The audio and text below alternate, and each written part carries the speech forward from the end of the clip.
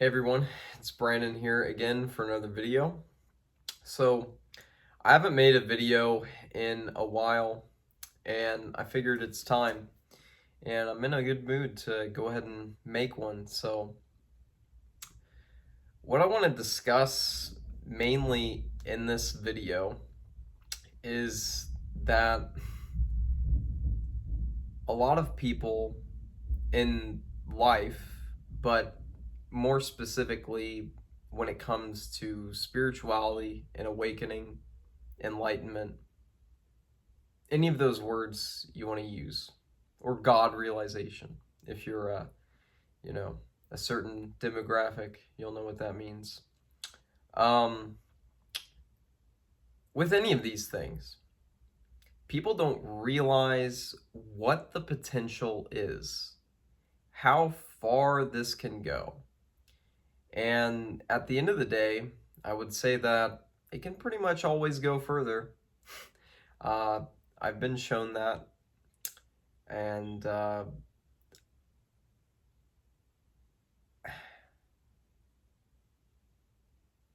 biggest thing that I want to get across in this video when it comes to awakening is that, at least for some people, it is completely within their potential to have ridiculously deep, mind-blowing, amazing, fantastic, wonderful, stupendous, just any exaggerative word you want to use, any of those words, all of those words, all at once. It's possible to have that every single day. And mainly with this, I'm talking about while you're actually in the spiritual practice, having these states of consciousness, and ultimately just leveling up experience to the most satisfying, unbelievable, ungraspable in its profundity ways. It's ridiculous what's possible. And I only tell you this because I experience it myself. And hell, probably a lot of you watching this don't really think there's anything too special or unique or amazing about me. So that actually brings me, if you hold that assumption, which is fine. I mean, I'm not here to say that I'm the best ever, listen to everything I say and throw everything else out the window. It's not at all the point. My point is, if I can do this, I really believe that other people can get to the same place. Now, there's a little funny caveat to that, and that's that as experience, if we want to call what this is experience, or you could use the word consciousness or awareness or so many other things, or just a field of perception, there are plenty of terms you can put on it. And maybe a certain term for you works to explain what I mean when I say experience. I mean this right here in its totality. So experience right here in its totality, what is here, what is present in my direct experience. It's not really mine, it's just direct experience itself. Within experience, experience can only ever access itself. Let me say that again. Experience can only ever access itself. So to me, any person talking about an awakening, or any person I'm talking to about what awakenings they could have, or what amazing, beautiful, unbelievable experiences that could be had, if I'm telling someone about that, I realize at the same time that experience is itself. It's as simple as that. So my experience, I'm saying my, but yeah, just experience here right now, is really completely disconnected from anything outside of it. So when I talk about your awakenings or your insights or your potential, I realize that it's ultimately something that I will never know unless I'm you exactly how you are in this moment right now. That's the only way that I would know it. And it would be so similar to your experience right now that it would be the exact same, completely undistinguishable in every possible metric, in every possible tiniest sensation. It would be the exact same. So in that sense, your experience would be the same thing. But anyway, I digress. It's kind of beyond the point. So I'm saying all this, I know that this experience right here is this experience right here and nothing else. And it can't be anything else. By its own definition, experience is itself. It just is. Direct experience is itself. So any ideas that I say about your potential or whatever, they're completely detached from what this is right now for me. And, but still, you will appear as a person to me, and you'll tell a story, and you'll talk about your awakenings or why you think spirituality is useless or whatever you want to say. I guess for me, the point of making a video like this is to kind of change the the field of what this experience is and what appearances present themselves. So maybe there's the idea, I present these ideas, you can have ridiculous, deep awakenings, and then hey, maybe more appearances of people saying that they do that comes, I don't know. Also, it's kind of just for fun. I mean, I like making videos, so, whatever, right? But the point is, you can have God realization, no self, self with a capital S,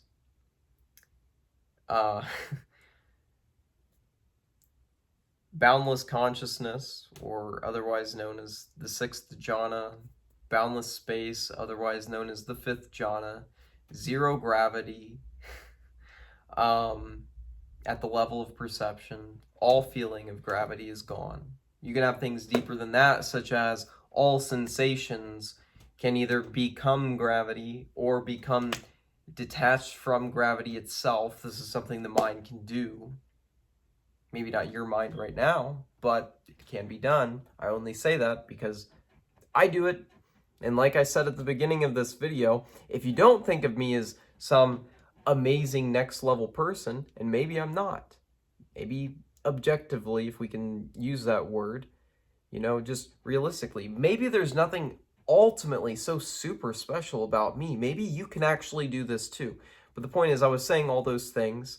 I was also, you can awaken to impermanence, you can awaken to bliss, you can awaken to absolutely no suffering, you can awaken to separation from thought, you can awaken to immersion into thought to where it is ultimately the exact same as any other perception. You can awaken to the fact that, or maybe it's not a fact right now, but you can come into a state where it will be a fact, that all there is this sea of blinking sensations. Coming into being, it appears. Falling out of being, it appears. Instantaneously creating the entire perceptual field, all of awareness, all of consciousness, all of God, all of experience, all of it coming in this weird blink of sensation and change and impermanence. You can see all of this happen in your tactile or, feeling sensation, in your visual field. You can see at the very beginning, thousands of distinct tiny visual sensations making up the entire field. Similarly, in the body, you can feel that many as well. In audio, you can feel the differences, tiny little particles of audio making up an actual sound. You can actually feel different parts, like particles of thought, not even necessarily linguistic thought, but thought beyond language. You can actually feel thought moving and how it works, how it impacts the field of perception. A big thing that people miss out on is that thought is so important for awakening, and a big part of awakening and the journey toward that is finding ways to detach from thought, but it's also finding ways to use thought to actually further progress too. And the point is, with all of what I'm saying, all of what I've just said here, you could have that every single day, potentially. At least if I can. And maybe I'm not that special. My point here is not to say that I am. My point here is to say there probably are other people who can do this every single day. Something beyond what you would experience after years of spiritual practice and meditation and learning theory and different belief systems of, mystics and, supposedly awakened people and all of this. After years of doing this and taking very high doses of psychedelics, you can get to a point, and I'm not saying that's necessarily how you get there, it's not a bad way.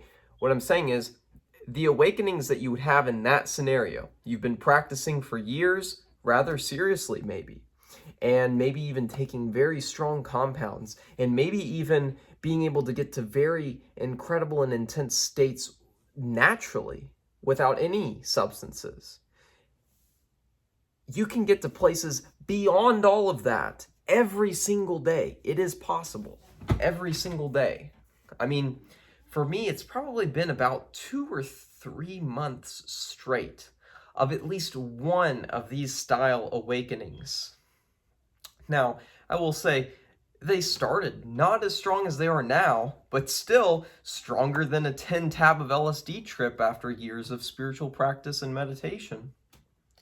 And understanding theory relatively well, compared to 99% of people on the planet. Yes, it blows that out of the water. It blows 6 grand mushroom trips out of the water. It blows salvia out of the water. It blows ayahuasca out of the water. It blows so many things. And how do you get there? Well, I mean, that's the interesting part. That's the most difficult part, is there are so many unique characteristics that make up every person and how their own brain will work in, this correlative way with their awareness, with the entire field of experience. There are different people in your experience. There are different ideas and beliefs in your experience. There are different memories in your experience. There are different ideas of what the future is. There are different ideas of what's possible. So, and that's just like not even 1% of the differences that make up one person versus another. Not even 1%, really, at the end of the day. Really, every single, if we want to use our imagination and, somehow put ourselves in the shoes of another person, really fundamentally what it is at the end of the day is every single sensation that makes up the entire field of perceptions and sensations and awareness and consciousness of one person versus another, everything in it is completely different. Every part that makes it up. But what connects it, supposedly? And ultimately, this is an assumption because it's assuming that there could be something outside of this right here, right now, which will always be a level of assumption. But let's just say there was something outside of this right here that I'm experiencing right now, this field of everything, if we want to even call it a field. To even use words to describe it doesn't really do it justice. It never does. If you're actually talking about something with depth, you'll never actually be able to talk about it in any real way, in any precise way. But you can, do your best and try to get close. But the point is There are so many different factors that go into what awakenings you might be able to have. So to guide someone to get into what I'm talking about, maybe that's a fool's errand. What I'm more interested in is this video giving you the idea and the belief that you can go to something way beyond what you know of. Way beyond what you know of. You can do it. And there are a lot of different methods to do it. And different methods work best for different people.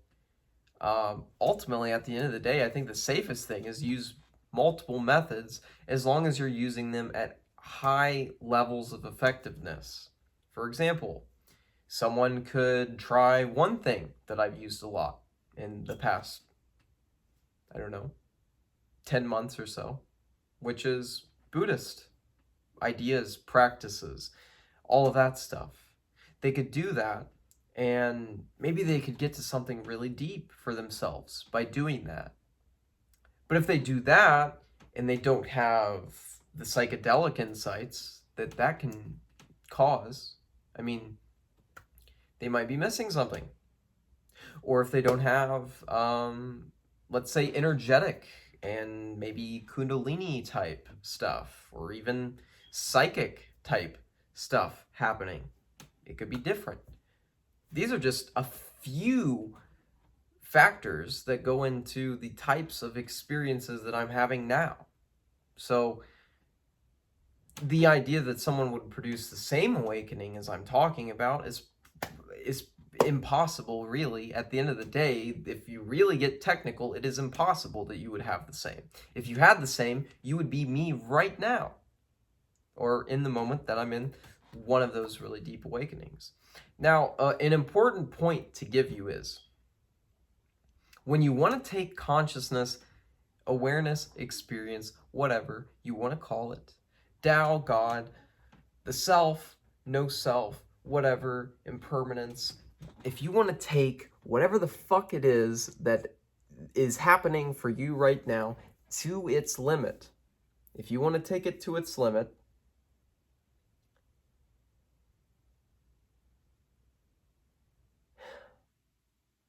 there's so much that you can do. There are so many things you could work on. But one of the most important things is actually raising your baseline consciousness. What is your experience like all the time? What's the lowest it gets to?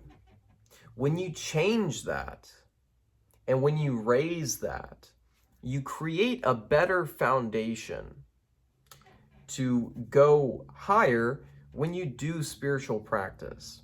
So it's not just doing a practice and getting to some amazing state. If you don't have a good baseline, actually a rather miraculous and unbelievable baseline state of consciousness, if you don't have that, and you don't do practices that will blow that out of the water on top of already having that, you're probably not going to get as far as what you actually could. It's important to have a good launching pad for your rocket. It's a little bit easier to get out of the, solar system if you're launching from a place much closer to the edge of the solar system than if you're launching from Earth or Venus or something. It's a smaller distance to travel. And that's kind of how this works with baseline consciousness. So there are certain practices, maybe Hinduism, Buddhism, whatever, for some people, done in a certain way, will create a permanent, more or less, shift where everything's kind of different after that point. After one point in time, everything changes rather significantly. So that's the importance of those. But in a lot of ways, they probably aren't going to take you to the very pinnacle of what you could get to alone. And that's where using psychedelics or some tool of some sort beyond just that one method. Let's say you're practicing some sort of Hindu meditation. If you do only that one method, you're probably going to be limited for a very long time. Maybe practicing that method to the very maximum of its potential, talking to the greatest experts on the planet that are still alive, studying all of the greatest experts and most awake people in that method that ever lived, and practicing almost the entire day for the rest of your life, every day, maybe you could get somewhere. Maybe. But I think it's a lot more realistic if you're actually using the benefits of many different systems to get your highest awakening that you possibly can. In a certain sense, you ultimately have absolutely no control over any of this. You're supposedly a finite being, or at the very least, you're an appearance of different perceptions and sensations in this, field of awareness, consciousness, experience. And so much of that has already been set in place as how it is right now. If we want to talk in the sense of time and events leading to future events, it's a limited perspective, but it still can hold some value when we're speaking in a relative sense like I am right now. There are a lot of factors that are there right now for you.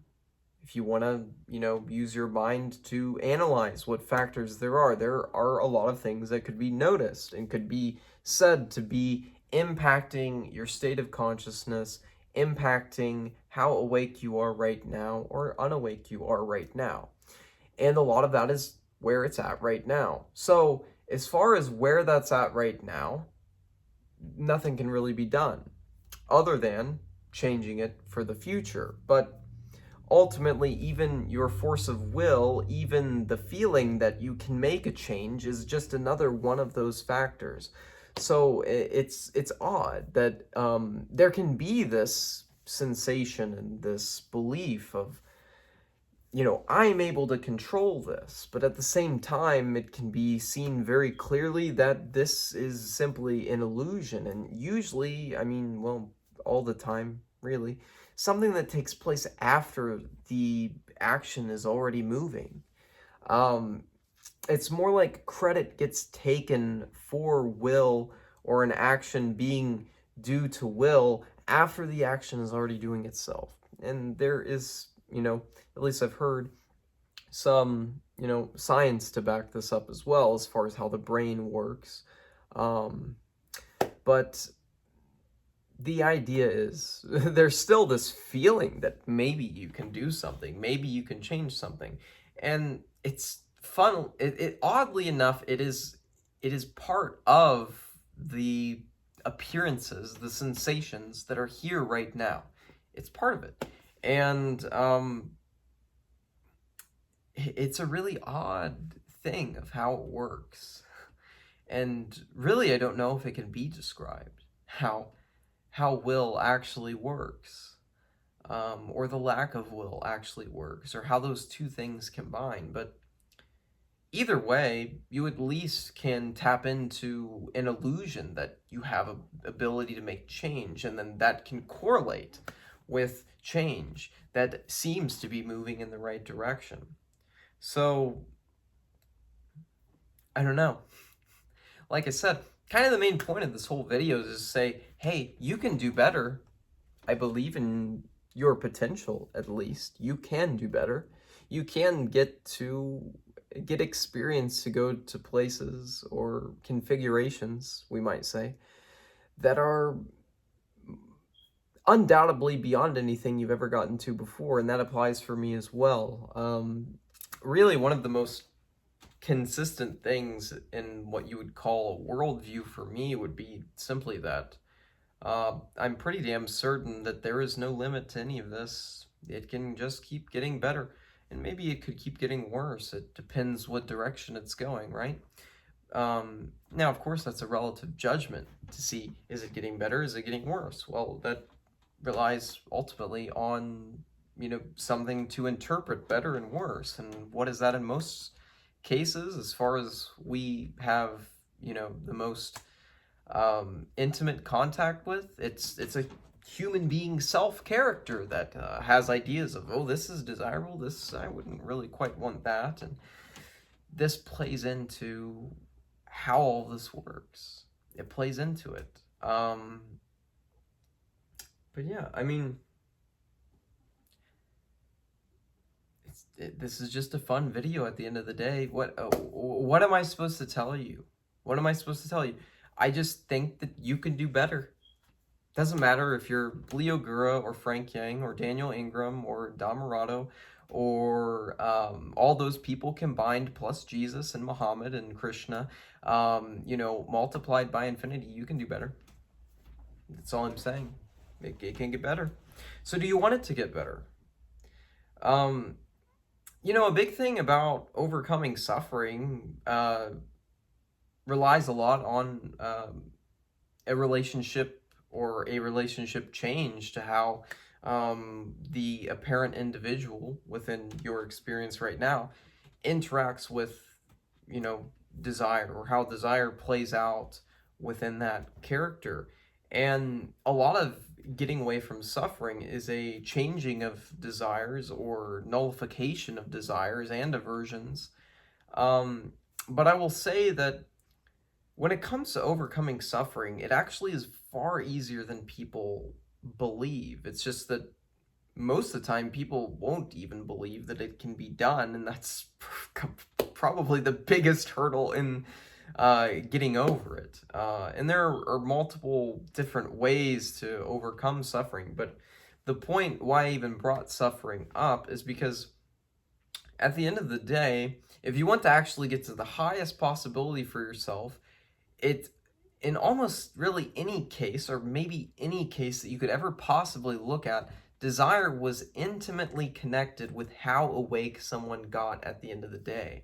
It wasn't that someone was, just farming, 2,000 years ago, and they were a completely normal person and had completely normal desires, and then all of a sudden they had the most spontaneous awakening ever and everybody followed them. It's not the common story, at least, of how it happens. Usually it's someone has some deep desire within themselves that will lead them down a path to get to something higher.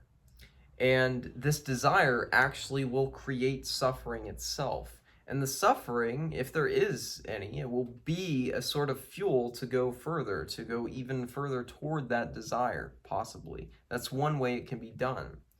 And if you don't have a very high desire to get to the maximum potential of what your experience could be, or rather than your experience, what experience could be, if that's something that you want to happen, the holistic thing of all experience wants to move in that direction, and your character, human appearance of self happens to be tied into that, having a strong desire to actually reach the highest potential for yourself of subjective experience, to actually see how far it can go, how amazing can it get, how unbelievable can it get, how ungraspable and incomprehensible can it get. Now, when I say incomprehensible, you have to realize that incomprehensibility has a certain understanding and comprehension within it. And comprehension and understanding and all of that has a certain incomprehensibility and lack of understanding even being possible within it. It's this interesting relationship and interplay that go between the two. But yeah, I guess the point with most of that was just, you have to want this. You have to want this if you want to realistically expect experience to go in that direction. You can't see awakening as something that, I don't need that. The chance that it's actually going to go in that direction, that experience is actually going to reach what might appear to be at least closer to its potential in an honest and subjective and maybe intuitive way to you, your entire experience, for it to feel like, oh wow, this is way closer to what could possibly be the greatest than where I was before, at least, which is still an idea based on relative time and all of this, and a lot of relative notions, of course. But if you don't want it, and you don't also think it's possible, and you don't also think that you're completely capable of it, these are things that are going to limit the probability that you get there. They're going to lower that probability. So believe that you can become as awake as you want to be, and also want to become more awake than you are. And also believe that there is something beyond what Jesus or the Buddha or Krishna or me or any spiritual person or any non-spiritual person or any person at all, any human being at all, or any deity at all, or any whatever, anything. It is beyond that. The potential that I see is beyond all of this. It's beyond anything you could possibly imagine in this moment. It's beyond anything every single human being's processing power of imagination, plus, all of the psychedelics in the universe taken at once, plus, 10 million years of, straight meditation added into that as well. It's beyond all of that.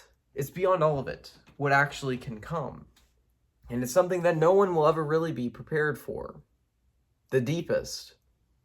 And it doesn't matter how deep you get, it can go higher, is at least what it appears to me. That is still an assumption that it can go higher to me. But it's an assumption based, essentially on everything that I can access in my experience that's real. It's as true of a story as I can really find. It's as true of a pattern in reality and experience as I can personally find, is that really, if we want to talk about my view of metaphysics and, ontology, my overarching, what do I view this all as? What can it be? What does it mean? Whatever.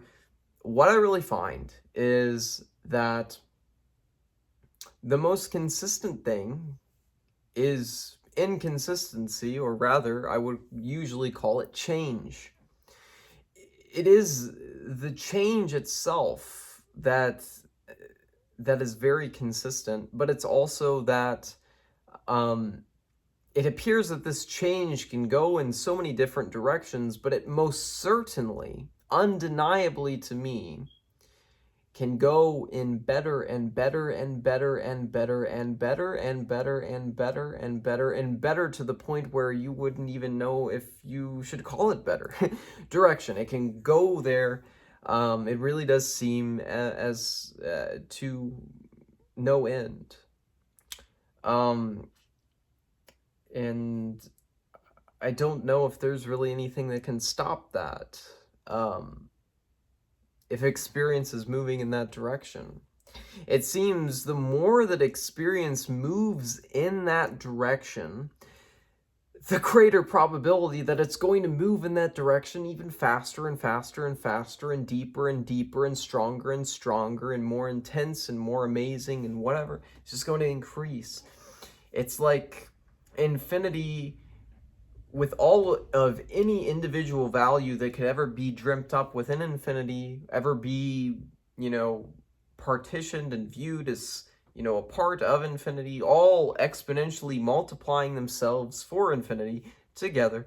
That's kind of what it feels like. It just can keep going. And this is a funny note that I want to say is, I don't know how funny it is, but I don't know, I guess it's kind of funny to me.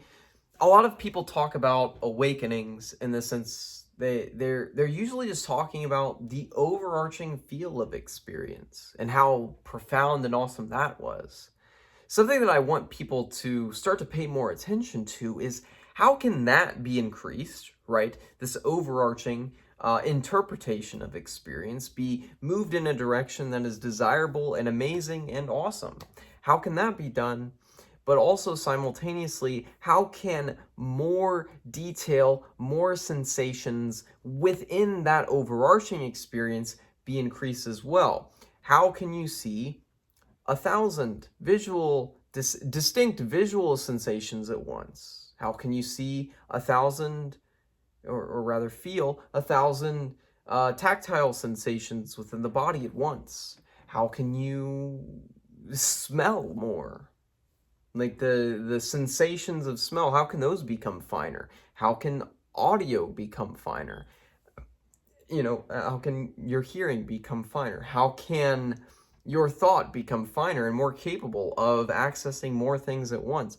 How can all of these and senses outside of these normal traditional senses, such as gravity or space, are really some good examples of things that are sensed but don't fall into the typical category usually of like five senses and the mind, or five senses and thought rather. Because ultimately gravity and space and consciousness and all these things, the subtle sensations that exist within those spheres that I just discussed, I just brought up this few, a lot of those, they're all a mind created thing. And what a lot of people don't realize is that the mind can change those things. It can remove them entirely, really, as sensations, or it can amplify them, or do so many different things. And there are probably just an infinite number of sensations that are accessible to your human form right now if it were to undergo a certain transformation process. Or myself.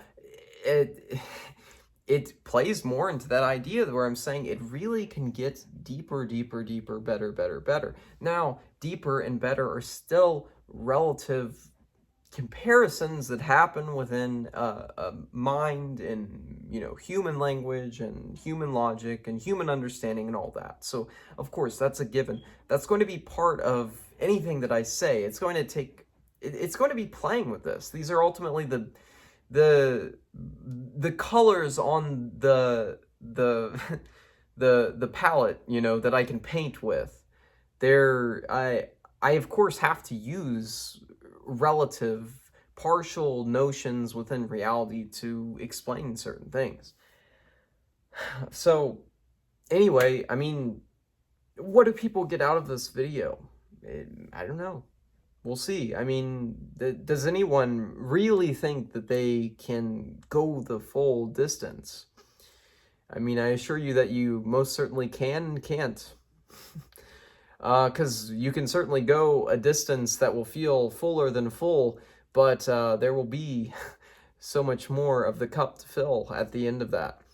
And that's the beauty of it. This adventure, this existence, consciousness, experience that's here right now, there's so much potential. So much. And if you're anything like me and are an experiential thing yourself, I wholeheartedly believe that there is at least some chance that you can take things in a really unbelievably amazing direction for that experience, which you might call yourself or your experience.